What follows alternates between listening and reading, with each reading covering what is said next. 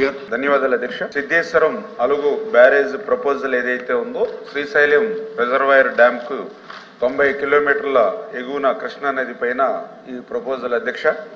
అయితే ఏదైతే ఈ ప్రపోజల్ ఈ రోజనే కాదు, ఆ రోజు 2011 సంవత్సరంలో కూడా ఈ ప్రపోజల్ తీసుకురాగా ఆ రోజు ఉన్నటువంటి ప్రభుత్వం 26/6/2013 సంవత్సరంలో ఆల్రెడీ 21320 ఒక మెమో కూడా ఆనాటి ప్రభుత్వం ఇచ్చింది అధ్యక్ష. ఆ మెమోలో చాలా క్లియర్ గా ఏదైతే కర్నూలు జిల్లా నందికొట్కూరు తాలూకాలో కృష్ణా నది మీద సిద్ధేశ్వరం అలుగు నిర్మాణం అవసరం లేదు, ఎందుకంటే ఈ రిజర్వాయర్ 4 షోలో భాగంగా మరొక డ్యాం నిర్మాణం వల్ల అదనపు నీటిని నిల్వ చేయడం జరగదు.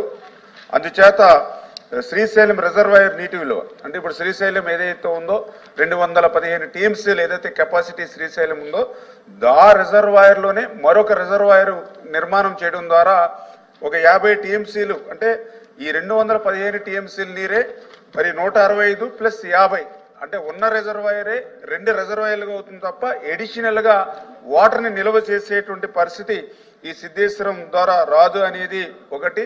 దీనివల్ల ఈ యొక్క ఏదైతే ఖర్చు నిరర్థకమైనటువంటి ఖర్చు అని చేత దీన్ని తిరస్కరించడం అయినదని చెప్పి గతంలోనే 2013లోనే మరి ఏదైతే యొక్క గవర్నమెంట్ మెమో ఇవ్వడం జరిగింది అధ్యక్ష. తర్వాత ఇదే ప్రతిపాదన మళ్ళీ 2016, 2017లో వచ్చినప్పుడు కూడా మళ్ళీ ఈ ప్రతిపాదనని ఆ రోజునటువంటి ప్రభుత్వం కూడా పరిశీలించి ఈ కృష్ణా నది మీద ఉన్నటువంటి ఈ సిద్ధేశ్వర అలుగు నిర్మాణం ఏదైతే ఇప్పుడు ప్రపోజల్ వచ్చిందో ఈ శ్రీశైలం రిజర్వాయర్ అనగా శ్రీశైలం వెనక జలాల పరివాహక ప్రాంతంలోనే ఉండడం ఒకటి.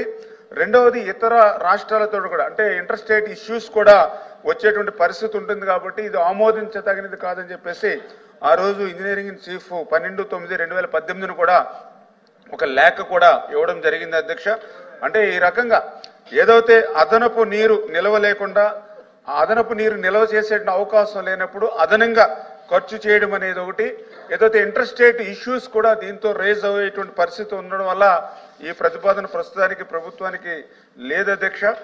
అదేవిధంగా ఏదైతే గౌరవ సభ్యులు ఇచ్చినటువంటి అభిప్రాయాలను కూడా దృష్టిలో పెట్టుకుని భవిష్యత్తులో ఏదైనా దీన్ని ఇంకా మార్పులు చేసేటువంటి పరిస్థితిని దృష్టిలో పెట్టుకుంటామని చెప్పి మీ ద్వారా మరి తెలియజేసుకుంటూ, అదేవిధంగా ఏదైతే కృష్ణా నది మీద మహబూబ్ నగర్ మరి ఏదైతే నంద్యాలకు ఇంటర్ కనెక్ట్ చేసేటువంటి బ్రిడ్జ్ ఏదైతే నిర్మాణం ప్రతిపాదన ఏదైనా ఉందా అని చెప్పి గౌరవ సభ్యులు అడగడం జరిగింది అధ్యక్ష. ఏదైతే ఈవేళ national highway authority of India వాళ్ళు ఏదైతే ఈ యొక్క తెలంగాణ రాష్ట్రం సోమశిల నుండి ఆంధ్రప్రదేశ్లోని సిద్ధేశ్వరం నంద్యాల జిల్లాకు కనెక్టివిటీగా ఏదైతే 1083 కోట్ల రూపాయలతోటి ఒక ఐకానిక్ బ్రిడ్జిని ఈ యొక్క గవర్నమెంట్ ఆఫ్ ఇండియా నిర్మాణం చేసేటువంటి ప్రక్రియను ప్రారంభించి ఇది ఆల్రెడీ టెండర్ల దశలో ఉన్నటువంటి పరిస్థితి అధ్యక్ష. అయితే గౌరవ సభ్యులు ఏదైతే ఈ యొక్క నేషనల్ హైవే ఏదైతే ఇప్పుడు బ్రిడ్జి నిర్మాణం జరుగుతుందో ఆ బ్రిడ్జి బ్యారేజీగా కూడా బ్రిడ్జ్ కమ్ బ్యారేజీగా మారిస్తే బాగుంటుందని ఏదైతే ఆలోచన ఇచ్చారో మరి దీని మీద కూడా ఏదైతే ప్రభుత్వం దృష్టికి తీసుకెళ్ళినప్పుడు ఏదైతే నేషనల్ హైవేస్ అంటే బాగా హెవీ వెహికల్స్ 24/7 వెళ్ళేటువంటి నేషనల్ హైవే బ్రిడ్జి కాబట్టి అది బ్యారేజ్ని దాన్ని కూడా కనెక్ట్ చేస్తే అది కొంత ప్రమాదభరితంగా ఉంటుందనేటువంటిది మరి వాళ్ళ దగ్గర నుంచి వచ్చినటువంటి ఫీడ్బ్యాక్ అధ్యక్ష. ఏదేమైనా గౌరవ సభ్యులు ఏదైతే చెప్పడం జరిగిందో దాన్ని కూడా నోట్ చేసుకుని ఫర్దర్గా నేను ఇంకా ఏమైనా డెవలప్ చేయడానికి ఖచ్చితంగా ఆలోచన చేస్తాం అధ్యక్ష. ఎందుకంటే ఏదైతే రాయలసీమకి సాగునీరు అందించేటువంటి విషయంలో ఈ ఎన్డీఏ ప్రభుత్వం కృతనిశ్చయంతో ఉంది అధ్యక్ష. దానికి ఉదాహరణే మొన్ననే హంద్రీనివా, ఎందుకంటే గత 5 సంవత్సరాల్లో ఒక 5 రూపాయలు కూడా పెట్టినటువంటి స్థితిలో మొన్న గౌరవ ముఖ్యమంత్రి చంద్రబాబు నాయుడు గారు 2500 కోట్ల రూపాయలు హంద్రీనివాకి 5 నెలల్లోనే కేటాయించి ఆ యొక్క రాయలసీమకు సాగునీరు త్రాగునీరు అందించేటువంటి విధానంలో ప్రాధాన్యత కల్పించాలనేటువంటి పరిస్థితి అధ్యక్ష. నేను ఎందుకు చెప్తున్నానంటే గతంలో కూడా నేను చూశాను అధ్యక్ష. నేను కూడా గతంలో 14-19లో నేను కూడా ఎమ్మెల్యేగా ఉన్నా. ఆ రోజు 5 సంవత్సరాల్లో రాయలసీమకు మీకు 7 లక్షల కోట్ల బడ్జెట్ ఉంది అధ్యక్ష.